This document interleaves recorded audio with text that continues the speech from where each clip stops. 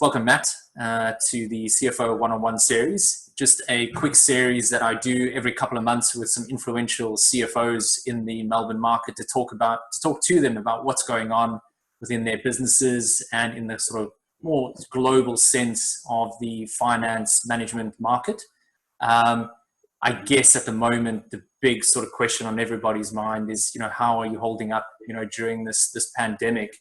And I guess from my perspective, have you managed to do that most magical thing of getting a good balance between home and work?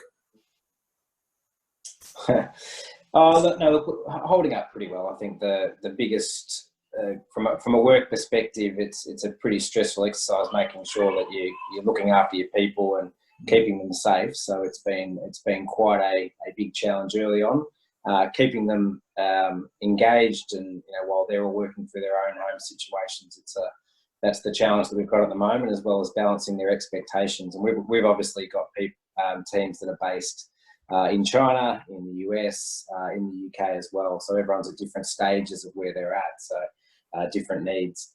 I'm not sure I've necessarily balanced it particularly well here at home. I've got various degrees of homeschooling and kindergarten going on with the kids. Absolutely. I still have that gauntlet issue where whenever I need a coffee and I go downstairs to grab a coffee from downstairs, there's high expectations that I'm going to play with the kids, which can't be met. So I have to apologise and then leave.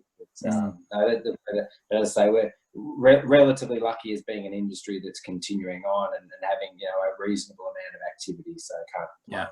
Yeah. What about the technology? Is it holding up? No, it has. We've been really surprised, actually. The effort that our team put in, maybe a bit of luck, but the business continuity plan that we'd actually been doing this going and testing our systems actually worked really well. So we recently, about a year or so ago, implemented an outsourced global business services arrangement, and that transitioned amazingly well. Like I don't want to say market leading, but I'm kind of being told it was pretty much up there, and the ability for them to move on without a hitch was really good. Technology for the organisation in Australia and the US was also really strong as well. Look, our bigger challenges was, did people have all the right equipment at home for headphones and chairs and safe places to work? That was probably more, but yeah, from an actual connectivity. And then probably the only other thing is the right communication tool. We were transitioning away from Skype, and the danger of, well, what do we go to? We were sort of on the way to Teams. You had various people with different tools like Zoom and others that they were looking to use. So getting a very quick direction to the organisation of what we preferred was the priority. Mm-hmm. Have you found that during this sort of remote working that you've had to adapt pretty quickly to try and manage your teams differently? Absolutely. The hardest thing has been, particularly early days, was just building up a rhythm. Whether it be a rhythm of going to the office and seeing everyone and having a chat and just building that connectivity and talking about whatever was on TV, like that rhythm of an organisation just wasn't there. And it suddenly fell into multiple scheduled phone calls and one-on-one connectivity via scheduled, arranged meetings, and it was inefficient, and it was also leaving a lot probably undone. And you ended up doing phone calls from sort of 7 a.m. through to 7 p.m. days just to try and catch up.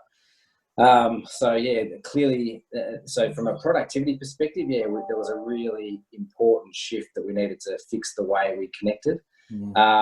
The other thing became, and we learned this from our Chinese colleagues who'd gone through it before us, just the social connectivity and bringing people together. We learned a lot through that exercise, that you really need to keep touching base with people, making sure they're okay. And it was really important for us to build that very quickly, and whether that be through virtual social activities that people have been doing, or just checking in one-on-ones, or I was doing probably at the start check-ins with my direct reports at least every couple of days. It's now probably weekly, which is more wellness check-in as well as just connectivity. Now that we're in a bit of a rhythm, that's probably working okay. But it's been really important, and a different mindset we've had to have. Yeah, absolutely. Besides COVID, obviously, is there anything else at the moment that's really keeping you up at night? Oh, doing Besides the kids, yeah. No, look, there's a lot going on in our business at the moment. Just before COVID, we'd seen some challenges in the US, and we had made the decision to go with a major change in that US business at the same time that COVID is happening. That's stressful for our organisation, but it's more than a restructure. It's a transformation of that business that we're trying to do at the same time. So tends to be the Treasury way that we have the degree of difficulty as high as we possibly can. But at the same time, it needed to be done. So that's a fairly big change for our organisation that has a lot of positivity, and we're really looking forward to. But it's certainly something we need to manage. And then no, look, that's probably it. Certainly the impact on COVID on luxury wine consumption is tough, but it's probably the US market, just the changes we've needed to make to respond to that. And then, of course, we've recently announced that we're considering a demerger of the Penfolds business, which is an ongoing exercise. So it's those trying to keep those thought processes and work going at the same time is the heightened degree of difficulty whilst doing that remotely or virtually is also higher. Yeah, I can imagine. Yeah, if you had to think about the sort of broader CFO market and everybody facing various different challenges within their industries and their sectors, whether it's retail, technology, healthcare, whatever it may be. Do you think there's any sort of criteria that CFOs should be considering or looking at the moment, just to, especially within the maybe next 3, 6, 9 months? Is there anything that you feel that should be front of mind? Yeah, I mean, look, certainly, and most of my colleagues will be doing the same. It's you've got to make sure that the business is protected. That's clearly fundamental to our role. That we are, the business has got what it needs in terms of liquidity and cash. That it's set up to continue to run and run the right processes and do the business as usual, which is not easy. It's if you've got a big step down in revenue, that's difficult. If you've got different operational challenges, though, the business as usual is really hard. So to me, that is absorbing a lot of time, and we're going to have to build a lot of that goes on for, I think, 3 to 6 months at least more. That's going to have to come, but a lot. I think a lot of companies are pretty well versed with what they need to do on that, from what I can see. My sense now, and I think this is where companies are at various stages, that is, well, what changes from here? What have we learned? And being a really strong partner to your CEO, to your people officer, to legal, to marketing, to really now actually help force the organisation to lift their eyes around new investment opportunities or new promotional programs or new ways of working and playing that. The CFO can often have a pretty broad understanding across the organisation of the levers and what drives it. And as I know, we all probably know, but that role becomes suddenly very heightened because you can be a connector and you can help bring some of these decisions. I was chatting to one of our board members the other day, and she was saying to us, there are a number of companies that have had to shut down, right? They've had to really rein everything in. It might be travel, hospitality, etc. They are probably going to be better prepared coming out of this than companies like Treasury Wines, which are still going well, right? We're still, operating and selling wine, etc. And we're spending a lot of our mental time keeping the business as usual going, whereas those who shut down spent more time on the future. And that's where once you really batten down the hatches, freeing up the mind space and freeing up the organisation's mindset to focus on, well, what's changing? What are we going to do differently? What are the opportunities that come from this? That's got to be the next thing that we focus on. Yeah. So, 3, 6, 9 months, everybody's got to start looking about, what's next? How do we get through this? What does a post-COVID business model or market look like? Do you have any insight or any idea as to what that would actually look like? Like if you look at supply chains, the normal traditional commercial office space, different technologies, you mentioned it earlier around employee well-being, even corporate travel, right? I'm sure all of these are going to be looked at. The things that are clearly front of mind for us is how the consumer behaves at the moment. We're in all markets in Asia, whether it be in America, whether it be here, we're certainly seeing a shift in buying patterns to online, to direct to consumer, and I think the technology is going to step up in that space. The ability of companies to bring more, or to engage more directly with consumers, whether it be outside of retail or otherwise, that's certainly a trend that's going to continue.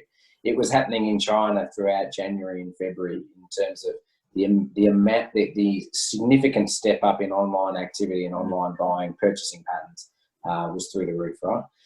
And that will continue to happen here in Australia, here in America, and the UK as well. So we see that as a real trend. And we certainly, we think that has big opportunities for us as a business. We think certainly the office footprint will change. I think it's a roller coaster for everyone, this idea of working from home, but it depends on whether you've got kids and you have to do homeschooling as well, right? But there's certainly, we've learnt a lot here around how much easier it is to work from home more often. So the nature of office footprint is certainly something where we think has something that we should look at. And it's not just around cost base, it's around what's the right model for our people. It'll be people led. People will tell us, actually, I didn't mind, and I think I can now work from home 2 days a week. Can that work for the organisation? And that's what we'll try and design. I think they're probably the two biggest learnings. Personally, travel. You raise travel. As someone, my wife likes to remind me I tend to be out of the country slightly more than I'm in it. This has been quite liberating. It's been really liberating. Yeah. It's frustrating, particularly when you're working on global teams and global issues, to not get on a plane and go see your team. But it is, it really challenges to what you can get done without getting on a plane. And particularly when you think about sales organisations, who are constantly on the road visiting customers.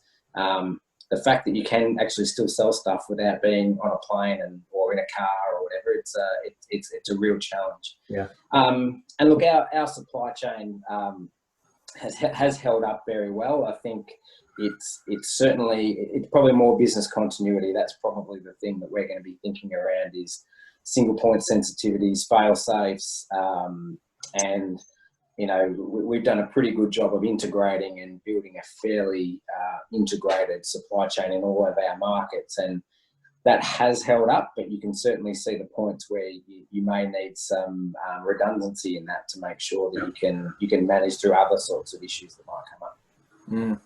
I suppose with all of those, that brings opportunities, right? So, I suppose in the next 12, 24, 36 months, innovation around all of these points will really be at the forefront, right? What, from a CFO's perspective, would you see as the biggest opportunities for other CFOs to take advantage of?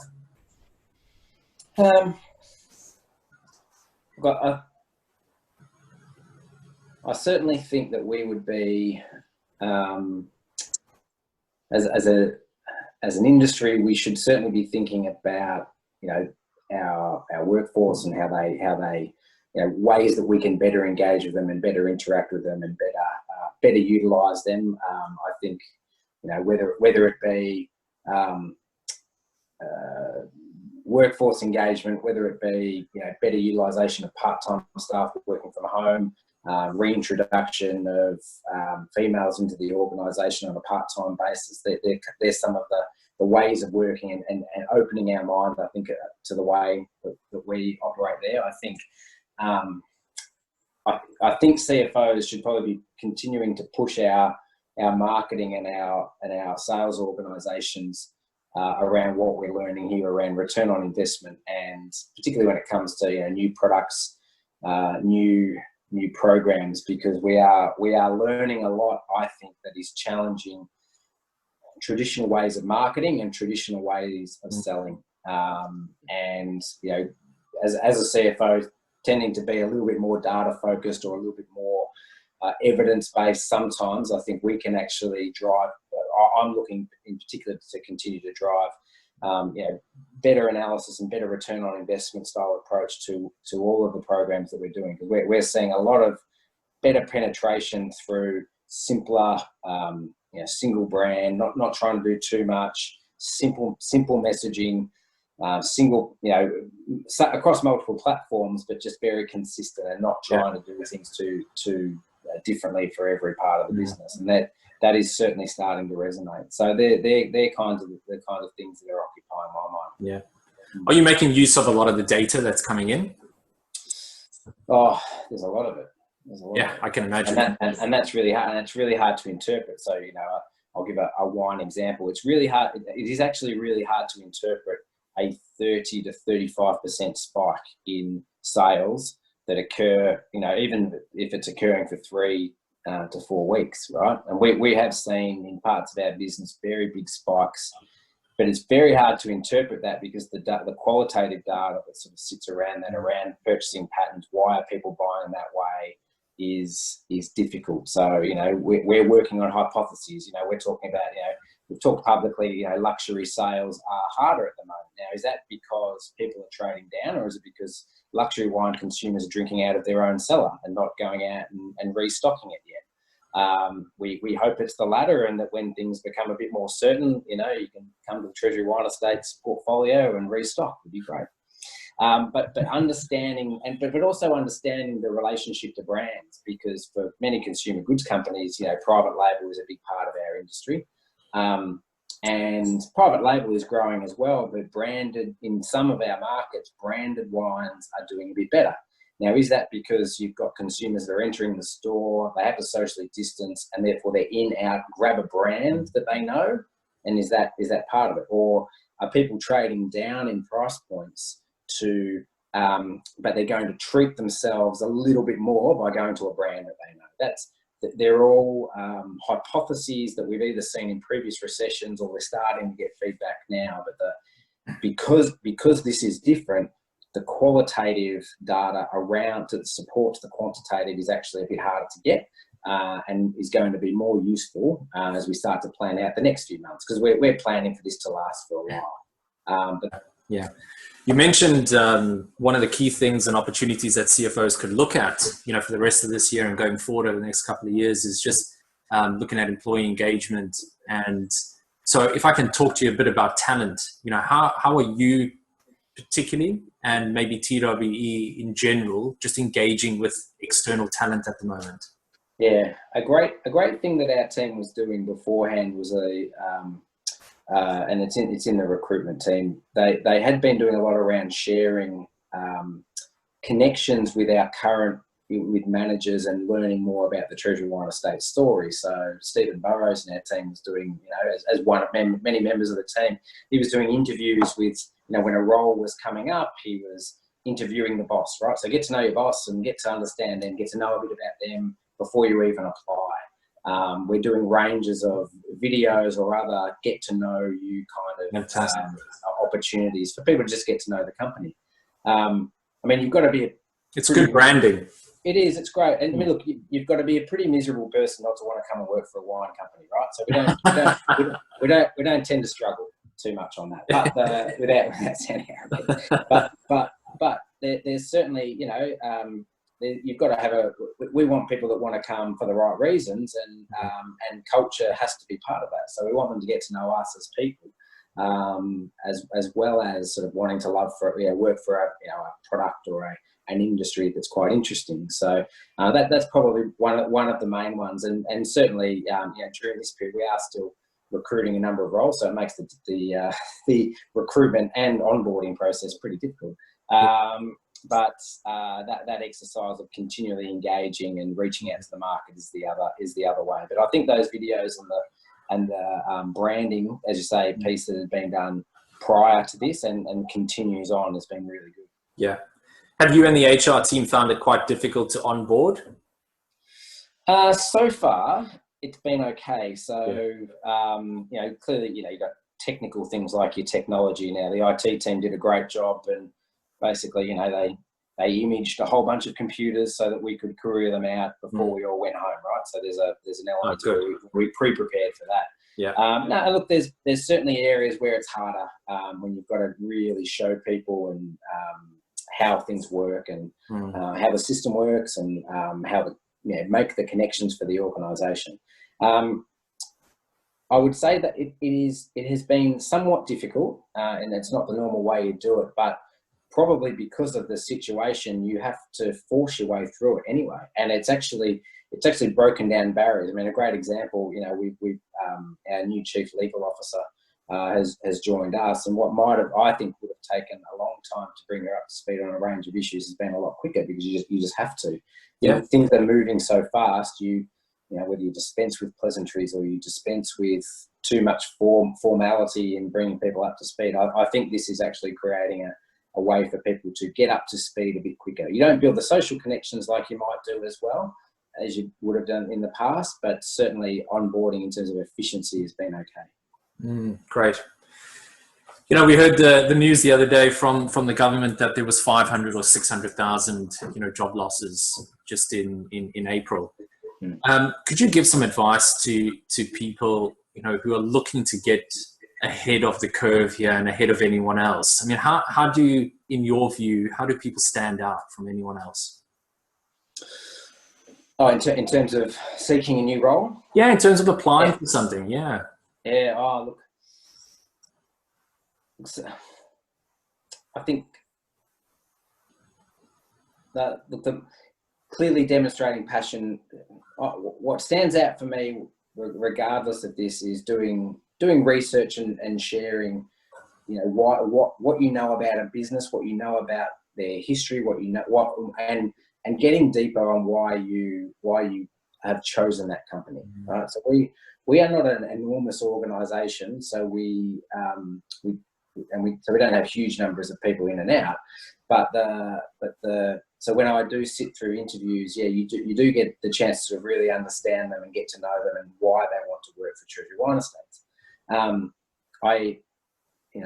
Everyone will say to me, for example, I love working for a wine company and I love your product. And it actually annoys me a bit. So, I know, okay, I get that, but why? What is it about the industry? What have you seen about us, about our culture, about where our growth trajectory is, or our routes to market, all those brands? What is it that tells you? Know the why, what are the values of this company and what it stands for and why that aligns with me is a really important thing. So, and I get that can be a little bit different in a market where you are looking for a role. I get that can be a bit different, but it does help stand out. It does people. Absolutely. You want to be part of us. It gets your attention when you're looking for a role, and that's probably the thing that stands out the most. I think the other thing is,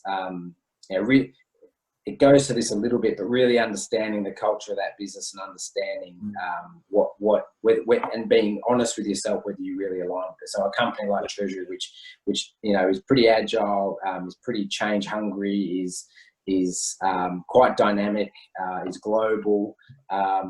It is a very different mindset to many other companies, and that's okay. We don't shy away from it, and we actually encourage the debate whether it's good, bad, or indifferent, right? Because it's been good. It's been good for us, but we will always challenge it.